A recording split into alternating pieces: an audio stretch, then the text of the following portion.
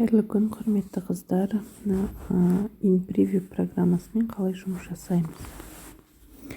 Ол үшін ең бірінші кірген кезде сіздер өздеріңіздің почта mail ұруларыңызбен кірулеріңіз қажет. Одан кейін барып Instagram аккаунтты кіргізесіздер. Сол кезде міне сіздің Instagramыңызда посттардың барлығы көрініп тұрады. Енді алдағы уақытта 9 постқа қандай фотолар таңдайсыз, соны мына оң жақтағы плюс батырмасын басып кіресіз. Плюс и library деп тұр ғой, галереяңыз. Мына жақта, сол жақта 3 сызықты басып өзіңіздің папкаларыңызға барсаңыз болады. Мына жерде маған фотосессия 2020 керек. Так, қайда кетті?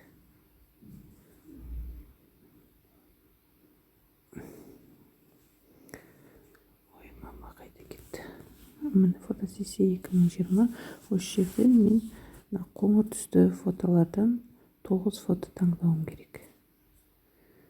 Мінекей сіздерге мысал ретінде таңдай берейін қазір.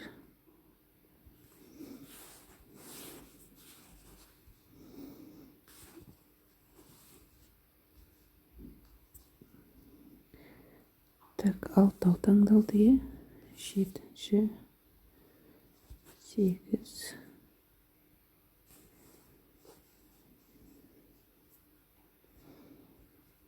Так, 9 выбрать, 8 болды енді.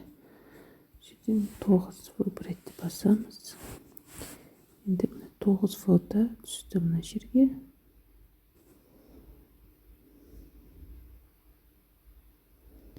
Мінекей, соңғы 9 фотоны мен қазір салып отырмын. Егер маған мына ұнамаса, мен оны үстін басып тұрып, керек жеріне былай ауыстырамын. Мынаны яққа қойғым келеді. Мынаны яққа қойғым келеді. Үстіп, өздеріңіз үйлестіріп ала бересіздер. Чтобы астындағы фото мен үстіндегі фото осылар бір-біріне сәйкес болып тұру керек. Сонда сіздің визуалыңыз әдемі көрінетін болады. Мысалы, мен мына жақта қоңыр мен жасыл түсті бірге алып келе жатырмын. Сол сияқты видеоның астына видео салып келе жатырмын.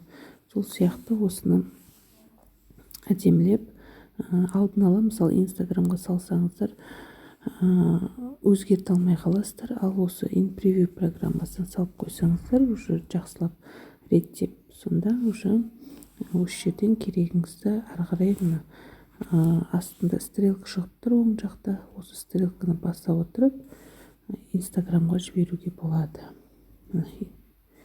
Instagramға feed дегені, бұл пост. Осы постқа ары қарай жібере бересіздер.